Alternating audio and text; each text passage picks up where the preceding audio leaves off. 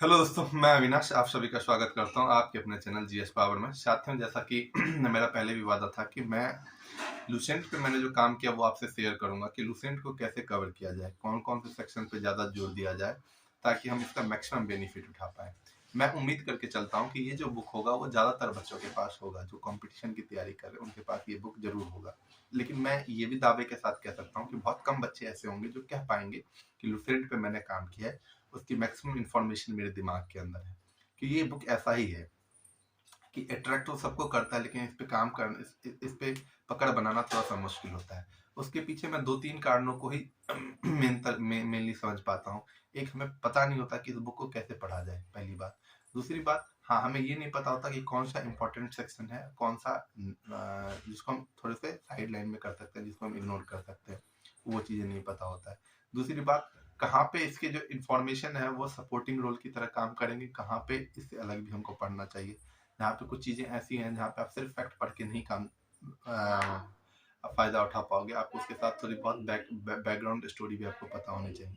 ये तमाम चीज़ें होती हैं जिसके बेसिस पे मैं ये कह सकता हूँ कि अगर आप ये चार काम करते हो जो मैं अभी सजेस्ट करने वाला हूँ, तो आप कह पाओगे कि एक महीने में, मैक्सिमम एक महीने की बात कर रहा हूँ, है ना, कि आप लूसेंट को क्या कर पाओगे, आप अच्छे से काम कर पाओगे। ये बातें दोस्तों मैं ऐसे नहीं कह रहा हूँ, मैंने इस पे काम किया है। मैं आपको दिखा दूंगा अपनी लूसेंट की बुक, आप देख के ही अंदाजा लगा लोगे कि मैंने इस पर अच्छा काम किया।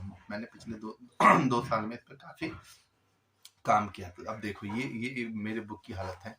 इस बुक की हालत से ही आपको समझ में आ जाएगा। कोई सा भी पेज पलट लो, कहीं सा भी पेज पलट लो, कहीं से, पूरे बुक की मैं बात कर रहा हूँ, कहीं से भी पलटूंगा तो इस पे आपको मेरा काम दिख जाएगा, है कि नहीं। तो ये चीजें हैं जो आपको बता देगा। तो इस पे मैंने मेहनत की है और तभी मैंने कंक्लूजन ड्रॉ किया कि इस पे कैसे काम किया जाए। तो एक एक सेक्शन वाइज में आऊंगा, जिसमें आपको मैं बताऊंगा कि सब्जेक्ट को किस तरह से ट्रीट किया जाए। तो इसी क्रम में जो मैंने पहला सब्जेक्ट लिया है वो हिस्ट्री का लिया है। जनरली हिस्ट्री को पढ़ने का जो अपना तरीका होता है, तो वो बच्चे 3 सेक्शन में इसको बांट के पढ़ते हैं कि एक एंशिएंट हिस्ट्री हो गया आपका प्राचीन भारत, एक मध्यकालीन भारत मेडिवल हिस्ट्री, तीसरा जो हिस्ट्री होता है वो है आपका मॉडर्न हिस्ट्री। लेकिन मैं इसको फर्दर, जब मैंने पढ़ना स्टार्ट किया था तो मेरे को भी दिक्कतें आ रही थी, तो मैंने इसको फर्दर सेक्शन में बांटा। मैंने एंशिएंट को भी अलग हिस्से में बांट दिया था कि मैं इसको कितने टुकड़ों में पढ़ूंगा। मैं एक बार एंशिएंट लेके नहीं बैठूंगा। मैं शुरुआत में बोल रहा हूँ, जब आप दूसरी बार तीसरी बार चीजों को पढ़ोगे तो आपके पास सब कुछ पहले से ही आपकी पकड़ अच्छी होगी इस बुक पे, तो आप एक साथ पढ़ सकते हो। लेकिन जब आप स्टार्ट करें तो किस तरह से इस पे काम करना शुरू करें। तो पहली बात, मैं एंशिएंट से आपको बता रहा हूँ कि एंशिएंट को पढ़ने के लिए आप इसको अपने सुविधा अनुसार, आप जिसमें कंफर्टेबल, आप अपनी कैपेसिटी जानते हो कि एक बार में आप कितने पेज पढ़ सकते हो। अब पढ़ने का मतलब ये नहीं कि मुझे रीडिंग देना है। हाँ, आपको फील होना चाहिए कि अभी तक जो मैंने पढ़ा है वो मेरे दिमाग में स्टोरी है। मैं ये भी बताऊंगा उसको कलेक्ट कैसे करना है, तो उन चीज़ों पे भी हम आएंगे। तो पहली बात, जब आप एंशिएंट हिस्ट्री को पढ़ें तो पहली बार जब आप बैठें तो जो प्राचीन भारत जहाँ से है, जहाँ पे आपको आपके इतिहास के स्रोत के बारे में बताया गया है कि आपके पास जो इतिहास की इंफॉर्मेशन है उसके स्रोत क्या क्या है। चाहे वो इसमें वेद के बारे में, ऋग्वेद हो, यजुर्वेद हो, सामवेद हो, अथर्ववेद हो, इन सब चीज़ों के बारे में बहुत अच्छे से आपको पढ़ना है कि नहीं। तो यहाँ से आप स्टार्ट करें और इसको आप सिंधु घाटी सभ्यता तक जाए। इस सिंधु घाटी सभ्यता तक जहाँ तक आपको दे रखा है वहां तक आप इसको पढ़ जाए। बात समझ में आ रही है। पहली बार ये 1 घंटे का, 1 से 1.5 घंटे का काम है।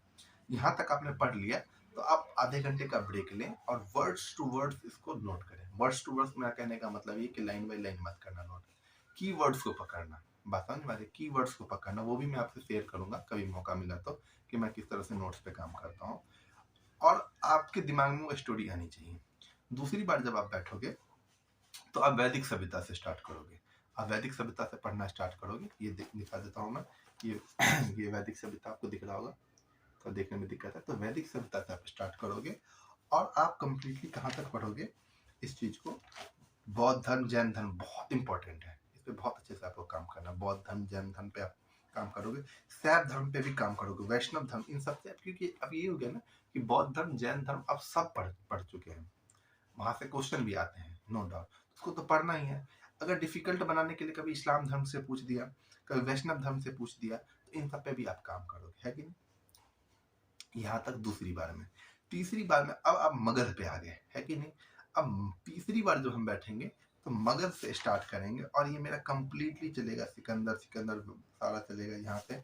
और मैं खत्म इसको करूंगा जो है ब्राह्मण साम्राज्य पे। मगध से मैंने स्टार्ट किया और जहां से ब्राह्मण साम्राज्य स्टार्ट होता है वहां तक आप खत्म करोगे तीसरी बार में। ये तीसरा लॉट है आपका, यानी कि 3 घंटे का काम आपने अभी तक किया है, आप पहुंच गए ब्राह्मण साम्राज्य पे। ठीक है, चौथी बार आप जब ब्राह्मण साम्राज्य से स्टार्ट करोगे तो आप कहां तक आओगे? शक, पल्लव, कुषाण, संगम वंश तक आप कंप्लीट करोगे। अब मैं इस बार मैंने सिर्फ एक पेज का बोला है, चौथी बार जब आप चौथी शिफ्ट में बैठ रहे हो तो सिर्फ एक पेज, क्योंकि है तो ये एक पेज लेकिन इसके अंदर बहुत सारी फैक्चुअल चीजें आ जाती हैं जो पेपर के पॉइंट ऑफ व्यू से बहुत इंपॉर्टेंट है। एंशिएंट हिस्ट्री के मैक्सिमम क्वेश्चन इस पेज से आ जाते हैं, तो इसलिए कि इस पेज पे आपको थोड़ा सा टाइम देना है, 1 घंटे में आप एक पेज को करोगे। नेक्स्ट अब गुप्ता से स्टार्ट हो जाता है, थोड़ा सा इंटरेस्टिंग टॉपिक है, आपके इंटरेस्ट का ही टॉपिक है। तो गुप्ता से जब स्टार्ट करोगे आप तो आप पढ़ोगे कहाँ तक? ये दक्षिण भारत के प्रमुख राजवंश से पहले तक, सिर्फ एक पेज है, इंपॉर्टेंट है, इसलिए मैंने इस पे 1 घंटे देने के लिए बोला। अब आप 5 शिफ्ट में काम कर चुके, 5 घंटे का काम हुआ है कि नहीं? 5 घंटे का काम हुआ है, आप पहुंच चुके हैं अब दक्षिण भारत के प्रमुख राजवंश पे। दक्षिण भारत के प्रमुख राजवंश को आप एक बार में नहीं पढ़ोगे, ठीक है? दक्षिण भारत के प्रमुख राजवंश से आप स्टार्ट करते करते करते करते कहां तक जाओगे? सीमावर्ती राजवंशों के अभ्युदय तक जाओगे। जो सीमावर्ती राज्य उभर के आते हैं वहां तक आप जाओगे। इस 1.5 पेज को आप छठी शिफ्ट में पढ़ोगे। 6 घंटे का काम आपका हुआ है। एंशिएंट हिस्ट्री लगभग अब समाप्त, एक पेज बचा हुआ है। जब 7वीं बार आप बैठोगे तो इसमें पाल वंश आ जाते हैं, सेन वंश आ जाते हैं, कश्मीर के राजवंश आ जाते हैं, है कि नहीं? उसके बाद अगर राजपूतों का उदय इसी के अंदर आ जाता है, गुर्जर प्रतिहार वंश के बारे में पढ़ना है आपको, चौहान वंश के बारे में पढ़ना है, परमाल वंश के बारे में पढ़ना है, चंडेल वंश के बारे में पढ़ना है, सोलंकी वंश के बारे में पढ़ना है, सिसोदिया वंश के बारे में पढ़ना है। इन तमाम चीजों को आप एक बार में लपेट दोगे। तो मेरा जहां तक मानना है 7 शिफ्ट, 7 into 1 यानी 7 आवर्स आप एंशियंट हिस्ट्री पे दे के चलोगे तो आप कह पाओगे कि ये मेरा हो गया।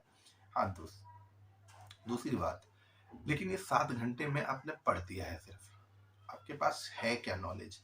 तो मेरा जहां तक मानना है कि आप हर एक घंटे का जब आप शिफ्ट लगाएं, हर एक घंटे का जब शिफ्ट लगाएं तो उसके बाद आधे घंटे वापस नेक्स्ट शिफ्ट जब बैठे ना, तो आधे घंटे में पीछे के इंफॉर्मेशन को कलेक्ट करने की सोचें। उसमें एक बार आप रीडिंग लें और दूसरी बार आप क्या करें, मन में सोच के देखिए कितने क्वेश्चंस मैं बना पा रहा हूँ।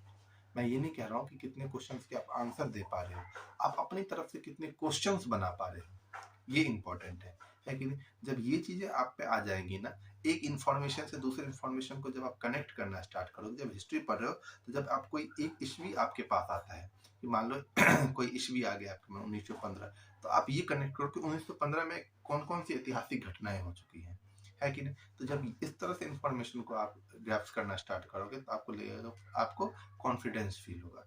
तो ये आपके एंशिएंट हिस्ट्री को इस तरह से पढ़ें। उम्मीद करता हूँ कि आप करके देखो। 2 दिन का टाइम लो, 2 दिन का आप टाइम लो, 2 दिन में एंशिएंट हिस्ट्री कर दो। इस हिसाब से आपके 6 दिन, 6 से 7 दिन, एक वीक के अंदर आपका हिस्ट्री पे काम होगा और ऐसे लगेगा आपको कि अब आप हिस्ट्री में बेहतर हो, है कि नहीं? आप आपसे बेहतर इस किताब को कोई नहीं जानता, ऐसा आपको फील होगा। आप करके देखें, जरूर आपको फायदा मिलेगा। उम्मीद करता हूँ कि ये चीजें आपके लिए इम्पोर्टेंट रही होंगी, है कि नहीं? इस तरह से अगर आप करते हैं तो आपको जरूर फायदा मिलेगा आने वाले पेपर्स में। और जीएस चाहे एनटीपीसी हो, रेलवे ग्रुप डी का हो या कोई सा भी पेपर 1 डे एग्जाम हो, आप देखोगे कि जितना ही आप बाकी सेक्शंस में कॉन्फिडेंट फील करते थे मैथ रीजनिंग में, उतना ही आप जी के सेक्शंस में भी करोगे, है ना? तो ये चीज़ें आप अप्लाई करोगे, लगता है कि ये चीज़ें आपके लिए इंपॉर्टेंट है। इन्फॉर्मेशन बाकी सब्जेक्ट, बाकी पोर्शन का भी मैं लाऊंगा, ये वीडियो थोड़ा लंबा बन जाएगा, तो मैं उन चीज़ों के बारे में बताऊंगा। तो ये चीज़ें आप शेयर करोगे लोगों से, सब तक पहुंचाओगे ताकि मैक्सिमम बच्चे ये हाँ, मैं अगली बार जब आऊँगा तो आपको ये दिखाऊंगा कि इस बुक की इंफॉर्मेशन को कॉपी पे कैसे कलेक्ट करना है, वो चीज़ भी मैं बताऊंगा कि किस तरह से इंफॉर्मेशन को लिखना है, कीवर्ड्स कैसे पकड़ने हैं, ताकि आप उसके साथ साथ ही एक वर्ड्स के थ्रू आप पूरे पूरे कंसेप्ट को अपने दिमाग में ला पाए कि कोई एक वर्ड है उससे हाँ पूरा पूरा अब लाइन लिखने की जरूरत नहीं है, पूरे पूरे बुक को फिर से लिख के बुक बनाने की जरूरत नहीं है। तो इन चीज़ों पे आप काम करेंगे, आपको बेहतर फायदा मिलेगा। तो मिलेंगे नेक्स्ट वीडियो में, जब नेक्स्ट टाइम आऊँगा तो मैं आपको तमाम सेक्शंस के बारे में बताऊँगा। हाँ, ग्रुप डी के लिए साइंस बहुत इंपॉर्टेंट है, उसमें थोड़े से आपको बियॉन्ड दिस बुक जाना पड़ेगा, तो वो भी मैं बताऊंगा कि कहाँ से करने हैं, न्यूमेरिकल्स की क्या इंपॉर्टेंस है, कौन कौन से टॉपिक्स न्यूमेरिकल के पॉइंट ऑफ व्यू से इम्पोर्टेंट है, साइंस में किस सेक्शन पे कितना टाइम देना चाहिए, उन तमाम चीज़ों को मैं बताऊंगा। करंट के लिए भी आप लोग उम्मीद करता हूँ कि काम कर रहे होंगे, तो वो तमाम चीज़ें शेयर करूँगा। मैं आपसे बताऊँ कि मैं भी आज से दोबारा इस बुक को पढ़ना स्टार्ट कर रहा हूँ, और जो चीज़ें मैंने आपसे शेयर किया सेम वही चीज़ मैं फिर से फॉलो करूँगा, क्योंकि थोड़े टाइम हो गए हैं, 2-4 महीने हो गए हैं इस बुक से दूर हुए हुए। तो मैंने सोचा कि जो चीज़ें मैं कर रहा हूँ वो आप तक भी पहुँचाऊँ। उम्मीद करता हूँ कि आप इसका फ़ायदा उठाएंगे और बाकी बच्चों तक भी इन बातों को पहुँचाएंगे। बहुत बहुत धन्यवाद।